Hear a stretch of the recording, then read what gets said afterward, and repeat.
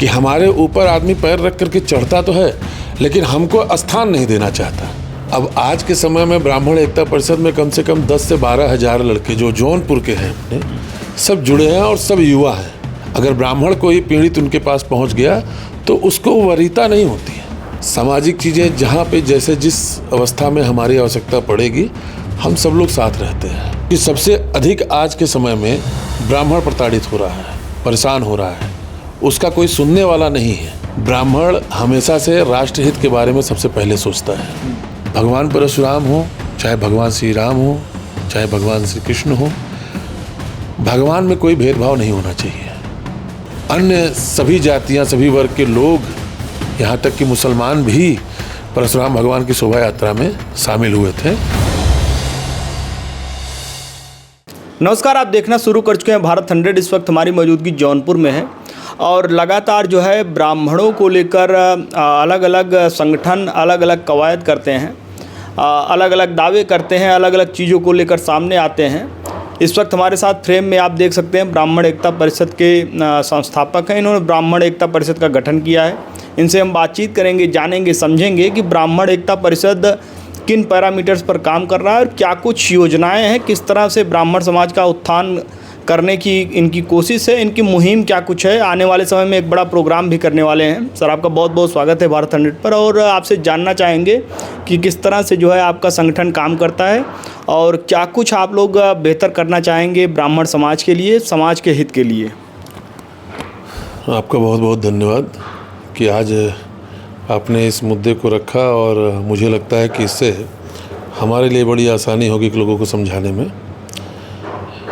सबसे बड़ी बात यह है कि ब्राह्मण एकता का परिषद का जो गठन हुआ वो यूं ही बैठे लोग जुड़ते गए। जब लोगों का जनसैलाब धीरे धीरे बढ़ने लगा तो ये निर्णय लिया गया कि इतनी बड़ी यूनिटी जो साथ में खड़ी है, इन सबको कहीं न कहीं एक सूत्र में बांधने का काम किया जाए। उसके लिए किसी न किसी संगठन का होना बहुत ज़रूरी था, जिसके कारण से ब्राह्मण एकता परिषद का उदय हुआ।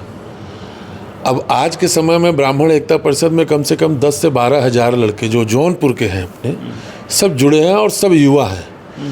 युवा के साथ साथ जो वरिष्ठ हैं उनको भी हम लोग जोड़ करके चल रहे हैं। वो लोग भी जुड़े हुए हैं और अपने मार्गदर्शन के हिसाब से जो है बताते रहते हैं। तो उन लोगों का समय समय पे मार्गदर्शन भी लिया जाता है कि कौन सी चीज़ें की जाएँ और बेहतर की जाए। जहाँ तक करने कराने की बात रही कि हम लोग कर कहाँ रहे क्या रहे हैं, गरीब बच्चियों की शादी कराना, पढ़ाने को लेकर के शिक्षा, अगर कहीं बच्चा नहीं पढ़ पा रहा है तो उसकी मदद करना, कोई दवाई दर्पण अगर नहीं कर पा रहा है तो उनकी मदद करना, सामाजिक चीज़ें जहाँ पे जैसे जिस अवस्था में हमारी आवश्यकता पड़ेगी, हम सब लोग साथ रहते हैं।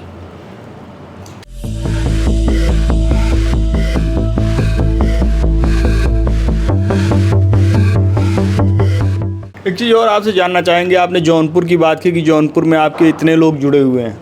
अदर डिस्ट्रिक्ट की बात की जाए, अन्य ज़िलों की बात की जाए, तो वहाँ पर आपका संगठन किस तरह से काम कर रहा है? विस्तार आप लोग किस तरह से कर रहे हैं कि ब्राह्मण एकता परिषद का विस्तार इस तरह से हो, इतने लोग और आगे जुड़े, आगे इस तरह से हमको प्रोग्राम करना है।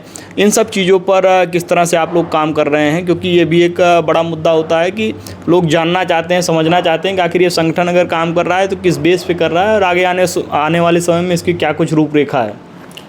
देखिए, इसकी रूपरेखा टोटली जो है समाज सेवा के रूप में ही है कि हम अगर आज अकेले किसी की मदद करते हैं तो 2, 4, 10, 100, 50 कर सकते हैं, लेकिन जब हम संगठित होकर के लोगों की सेवा करने पे आते हैं तो तमाम जो है ऐसे लोग हैं जो सेवा तो करना चाहते हैं, लेकिन उनको अच्छा कोई प्लेटफॉर्म, कोई संगठन नहीं मिलता जिससे जुड़ करके वो कार्य करें। तो वो सब लोग अपने से जुड़े हुए हैं और समाज में हम सब एक साथ हो करके अधिक से अधिक लोगों की मदद करने के ही मुहिम में चल रहे हैं। क्या कुछ कोई ऐसी चीज़ें हैं कि आपको ऐसा लगता है कि कुछ पॉलिटिकल किया जाए जिससे जो है राजनीतिक क्षेत्र में उस तरह की चीज़ें आएँ जिससे ब्राह्मण समाज का भला हो, अन्य समाज का भी भला हो? कहीं न कहीं अगर देखा जाए तो वोट बैंक की जब बात आती है तो ब्राह्मणों की साधने की कवायद समाजवादी पार्टी भी करती है, बीजेपी भी करती है। तो आप लोग किस तरह से उन चीज़ों में सामंजस्य बनाकर चल रहे हैं कि आने वाले समय में हम ब्राह्मणों के हित के लिए ये चीज़ें करेंगे और उस बेस पर ही जो चीज़ें होंगी उसी पार्टी के साथ आप लोग समायोजन बनाएंगे, उसी पार्टी को अपना समर्थन देंगे? देखिए, बहुत अच्छा प्रश्न आपने किया। खास करके हमारे जनपद जौनपुर की बात करें तो शुरू से यहाँ ब्राह्मणों का वर्चस्व रहा है और जिला जौनपुर में हमेशा ब्राह्मण जो है नेतृत्व करता रहा है। चाहे स्वर्गीय माता सेवक उपाध्याय जी हों, चाहे स्वर्गीय सूर्यबली उपाध्याय जी हैं, और ऐसे तमाम विधानसभा जहाँ पे पहले अधिक से अधिक ब्राह्मण होते थे। आज के समय में जो राजनीतिक परिवेश में परिवर्तन आया है उसमें हम ब्राह्मणों को बिल्कुल पिछले एकदम निचले पायदान पर रख दिया गया है कि हमारे ऊपर आदमी पैर रख करके चढ़ता तो है लेकिन हमको स्थान नहीं देना चाहता, जो आपको जनपद में आराम से दिख जाएगा। और जब भी कहीं कोई चुनाव के पर्चे और चुनाव के पद की बात आती है तो पहले लोग हर एक पार्टी, किसी ऐसे पर्टिकुलर किसी एक पार्टी का नहीं, ये राजनीतिक नज़रिया बन चुका है जनपद जौनपुर के लिए कि ब्राह्मण सबसे पीछे की लाइन में सबसे पीछे खड़ा हुआ मिलता है। जब टिकट के देने की बात आएगी, चाहे कहीं पे पद बांटने की बात आती है तो ब्राह्मण को हमेशा पीछे कर दिया जाता है, जबकि सबसे ज़्यादा मेहनत संगठन के लिए हो, चाहे किसी राजनीतिक पार्टी के लिए रहा हो, ब्राह्मण से अधिक कोई नहीं करता। मार्ग दिखाना हो, निर्देश देना हो, निर्देश पे चलना हो, ब्राह्मण सब कुछ करते हैं। लेकिन ब्राह्मणों की बात करने वाला आपके पूरे जनपद जौनपुर में कोई ऐसा आदमी नहीं है कि जिसमें ब्राह्मण पीड़ित हो और वो उनके पास जा कर के कहे और उसकी उंगली पकड़ करके सामने वाला जा सके या उन पे अपना हाथ रख सके या उसके लिए डायरेक्ट कहीं कोई बात कर सके। हमने बहुत राजनेताओं को यहाँ पे देख रहे हैं, तमाम लोग आते हैं, हमारे पास भी आते हैं, सब लोग आते हैं अपने काम कराने के लिए। मुझसे जितना बन सकता है हम करते हैं, जितनी हमारी है उससे अधिक करते हैं। जो हमारे चाहने वाले हैं, जिससे अच्छे संबंध हैं, उनसे कह सुन करके वो काम कराया जाता है। लेकिन यहाँ के जितने भी जनप्रतिनिधि हैं, अगर ब्राह्मण कोई पीड़ित उनके पास पहुँच गया तो उसको वरीयता नहीं होती है। फिर वो प्रताड़ित किस कंडीशन में हो रहा है उस पर ध्यान देने की आवश्यकता नहीं है। ब्राह्मण है तो उसके पास भेदभाव तय है, होना ही होना है। आप अगर ज़मीनी ग्राउंड पे अगर जा कर के देखेंगे तो बदलापुर है, जफराबाद है, जहाँ पे ब्राह्मण लोग हैं, कितनी बुरी तरीके से प्रताड़ित होते हैं, परेशान होते हैं। किसके पास जाएं, उनके पास कोई ऑप्शन नहीं होता।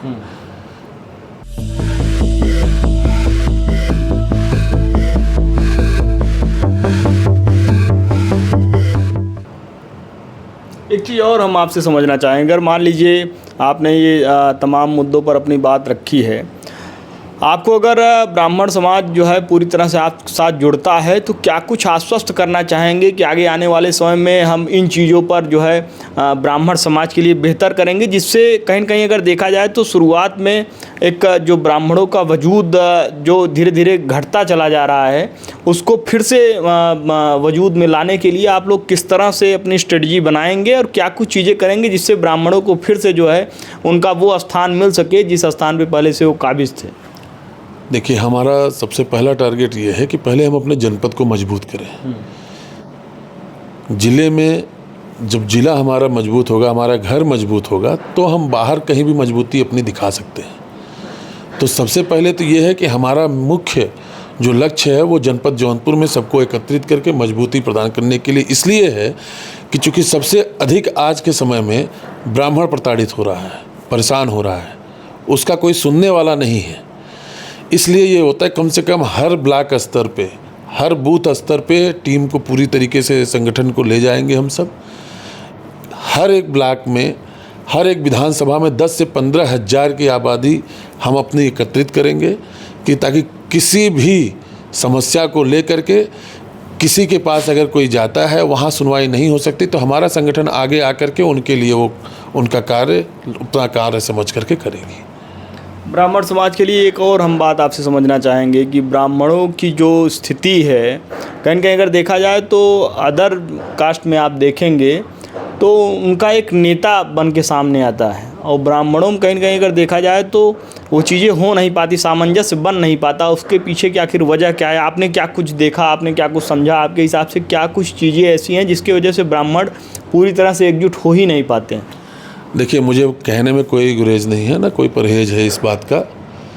ब्राह्मण हमेशा से राष्ट्रहित के बारे में सबसे पहले सोचता है। ब्राह्मण किसी एक पार्टी या एक राजनीतिक पार्टी में एकत्रित इसलिए नहीं हो सकता कि वो देश और लोगों के बारे में पहले सोचता है। सही गलत का निर्णय ब्राह्मण पहले देखता है, उसका सगा भाई ही क्यों ना हो।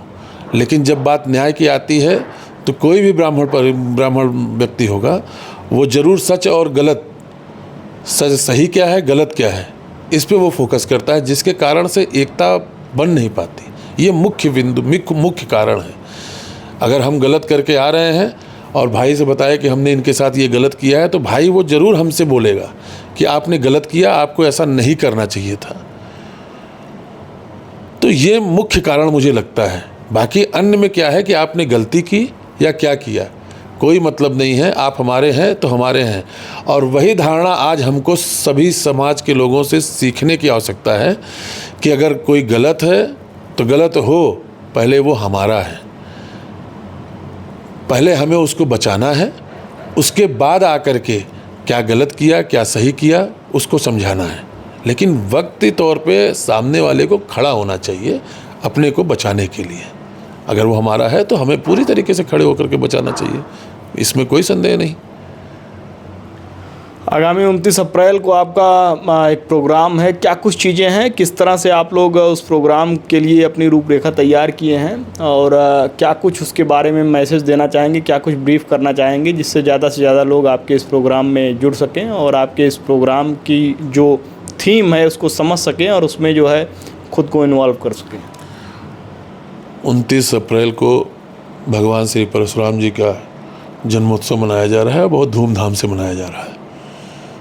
विगत कई वर्षों से ये चीज़ें जारी हैं, लेकिन पीछे 3-4 सालों से शोभा यात्रा के रूप में पूरे शहर भ्रमण, सबसे लंबी यात्रा भगवान परशुराम जी की हम सब निकालते हैं, जो कि मुरादगंज तिराहे से शुरू होती है। उसके बाद पॉलिटेक्निक चौराहा, पानी की टंकी होते हुए हम लोग पूरा शहर भ्रमण, कचहरी, अमरावती चौराहा होते हुए ओलनगंज, रुवट्टा होकर पॉलिटेक्निक कृषि भवन पे समापन करते हैं। मैं सभी लोगों से बस इतना कहना चाहूँगा कि जो भ्रामक भ्रांतियाँ पहले फैलाई गई कि परशुराम भगवान ब्राह्मणों के देवता हैं, तो ये गलत है। भगवान परशुराम हो, चाहे भगवान श्री राम हो, चाहे भगवान श्री कृष्ण हो, भगवान में कोई भेदभाव नहीं होना चाहिए, वो सभी के हैं। और ये भ्रामक भ्रांतियाँ धीरे धीरे दूर होंगी। इस बार जो शोभा यात्रा निकल रही है, पीछे भी अन्य सभी जातियाँ, सभी वर्ग के लोग, यहाँ तक कि मुसलमान भी परशुराम भगवान की शोभा यात्रा में शामिल हुए थे, और इस बार भारी मात्रा में लोग शामिल होंगे। तो मेरा मुख्य उद्देश्य ये है कि जो लोग भ्रामक भ्रांतियाँ फैला करके भगवान परशुराम जी को पूजन से सब वंचित कर रखे थे, उनको लोग घरों घरों तक जाने और पहचाने और पूजा पाठ करें। मेरा ये उद्देश्य था, जो कि अब धीरे धीरे साकार नज़र आ रहा है। पहले शोभा यात्रा जनपद जौनपुर में निकाला गया, आज बदलापुर विधानसभा में निकाला जा रहा है, शाहगंज, मड़ियाहू, मोगरा, मछली शहर, हर जगह इस तरीके से अब शोभा यात्रा जो निकल रही है, ये मेरा मुख्य उद्देश्य था कि हर जगह शोभा यात्रा भगवान परशुराम जी की निकलनी चाहिए, जो कि वो साकार हो रही है, तो अच्छा लग रहा है।